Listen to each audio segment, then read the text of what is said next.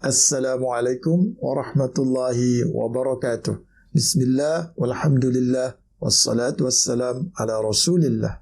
أهلا وسهلا مجددا في درسنا اليوم ومعكم الأستاذ توفيق إسماعيل. طيب إن شاء الله في هذا المرئي سنتحدث عن 3 أمور.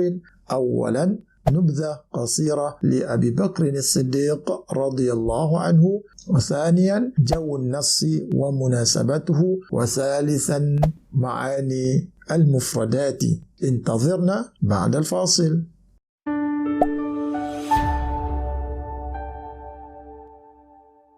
Ahlan bikum mujaddadan, selamat datang kembali. Kita mulakan dengan perkara yang pertama, iaitu nubzah qasirah, biodata ringkas li Abi Bakr as-Siddiq radhiyallahu anhu.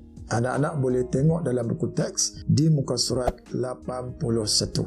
Jom sama-sama kita kenali siapakah Abi Bakr as-Siddiq radhiyallahu anhu. Baiklah anak-anak, kita mulakan yang pertama, ismuhu, nama beliau. Beliau dikenali dengan Abdullah ibnu Abi Quhafah At-Taimiyyu Al-Qurashiyyu. Ini nama lengkap beliau lah. Jadi untuk peperiksaan, anak-anak boleh tulis semua sekali seperti biasa, ataupun hanya anak-anak tulis Abdullah ibnu Abi Quhafah. Boleh anak-anak? Alhamdulillah. Yang kedua, gelaran beliau, laqabuhu.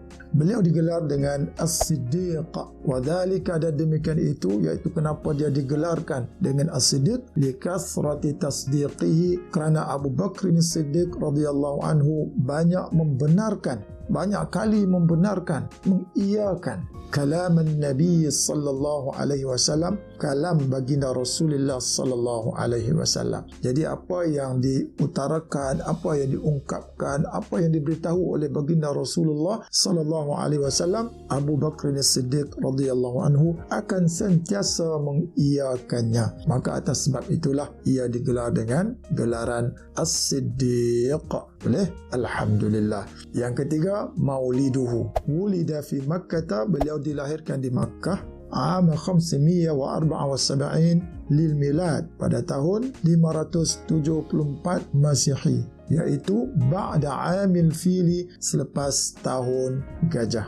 Dan seterusnya anak-anak, hayatuhu, kehidupan beliau. Asya Abu Bakrin fi Makkah, Abu Bakr hidup di Makkah, iaitu membesar di Makkah. Huwa min ru'asai Quraisyin fil jahiliyati, dan beliau iaitu Abu Bakr as-Siddiq radhiyallahu anhu merupakan salah seorang daripada ru'asai Quraisyin, pemimpin-pemimpin Quraisy, ketua-ketua daripada kalangan Quraisy fil jahiliyati, di zaman jahiliyah. Wa kana tajiran, dan beliau juga merupakan seorang peniaga, seorang businessman, seorang usahawan yang berjaya. Wa awwala man aslama minar rijali, hanya ataf kepada tajiran. Selain daripada beliau merupakan seorang peniaga, usahawan yang berjaya, beliau juga merupakan wa awwala man aslam, orang yang pertama masuk Islam, minar rijali, daripada kalangan lelaki yang dewasa. Jadi anak-anak, kalau kita nak rankingkan daripada kalangan lelaki dewasa, beliau merupakan orang yang pertama masuk Islam. Jadi kalau secara keseluruhan, orang yang pertama masuk Islam siapa agak-agak? Iaitu Sayyidah Khadijah, isteri baginda Rasulullah sallallahu alaihi wasallam. Kemudian barulah Abu Bakr as-Siddiq. Tetapi kalau dalam kalangan lelaki dewasa, beliaulah yang pertama masuk Islam. Boleh? Alhamdulillah. Wa huwa sahibun Nabi sallallahu alaihi wasallam fil hijrati, dan beliau merupakan sahabat Nabi yang menemani baginda Rasulullah sallallahu alaihi wasallam dalam peristiwa hijratir Rasul sallallahu alaihi wasallam, dalam peristiwa hijrah Nabi sallallahu alaihi wasallam. Inilah serba ringkas berkenaan dengan kehidupan Abi Bakr as-Siddiq radhiyallahu anhu, seorang sahabat Nabi yang sangat rapat dengan baginda Rasulullah sallallahu alaihi wasallam. Dan yang terakhir anak-anak, jom kita lihat pula berkenaan dengan wafatuhu, iaitu kematian beliau. Tuwfiya Abu Bakrin, telah wafat Abu Bakar fi ami, pada tahun 634 lil milad, iaitu pada tahun 634 Masihi. Jadi anak-anak, inilah biodata ringkas sahabat Nabi sallallahu alaihi wasallam, iaitu Abu Bakr as-Siddiq radhiyallahu anhu. Boleh? Alhamdulillah. Baiklah, seterusnya kita lihat pula berkenaan dengan jawun nas wa munasabatuhu. Baiklah anak-anak, kita mulakan terlebih dahulu dengan perenggan yang pertama. Ba'da wafati Rasulullah sallallahu alaihi wasallam. Selepas kewafatan baginda Rasulullah sallallahu alaihi wasallam, ijtama'al ansaru. Orang-orang Ansar berhimpun fi makanin, pada suatu tempat. Ismuhu, nama tempat tersebut, Saqifatu Bani Sa'idah. Saqifah Bani Sa'idah. Kenapa mereka berkumpul? Likhtiyaril khalifati, untuk memilih khalifah yang baru untuk menggantikan baginda Rasulullah sallallahu alaihi wasallam.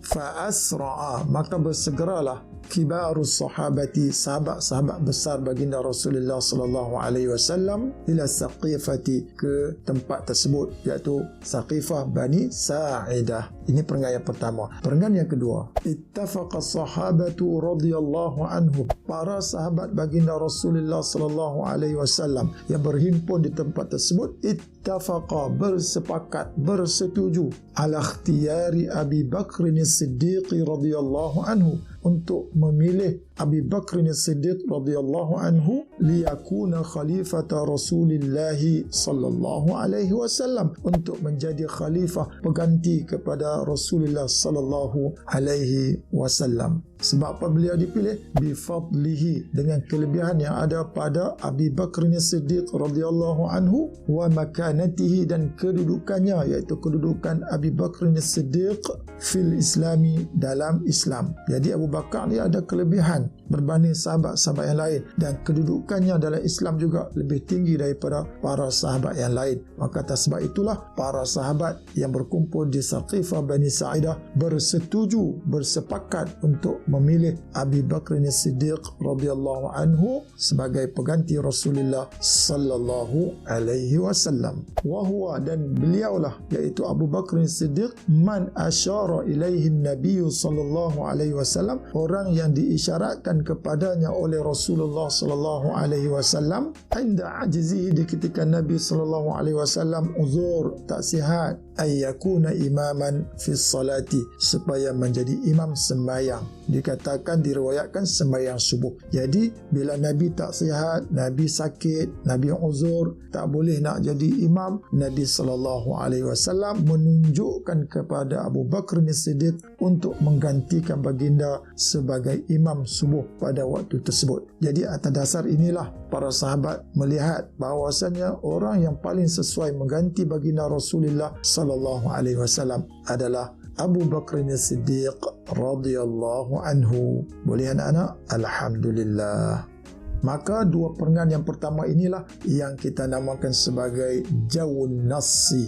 Manakala perenggan yang ketiga, itulah yang disebutkan sebagai munasabatun nas. Wa alqa Abu Bakr As-Siddiq radhiyallahu anhu hadhil khutbata. Abu Bakar menyampaikan khutbah ini, iaitu khutbah yang kita sedang bincangkan pada video kali ini dan video yang akan datang insya-Allah. Ba'da mubaya'atihi, selepas daripada beliau dilantik, selepas daripada beliau diangkat menjadi khalifah fi Masjidir Rasul sallallahu alaihi wasallam, di Masjid Rasulullah sallallahu alaihi wasallam. Jadi khutbah yang disampaikan itu adalah kerana beliau dilantik menjadi ketua, dan sebagai ketua seperti biasalah anak-anak ya, mesti menyampaikan ucap tama sebagai alu-aluan, sebagai pengenalan bahawasanya beliau merupakan ketua baru, pemimpin baru yang menggantikan baginda Rasulullah sallallahu alaihi wasallam. Jadi perenggan yang ketiga ini adalah jawapan kepada soalan limadza alqal khatibu hadhil khutbata, kenapa khatib menyampaikan khutbah ini,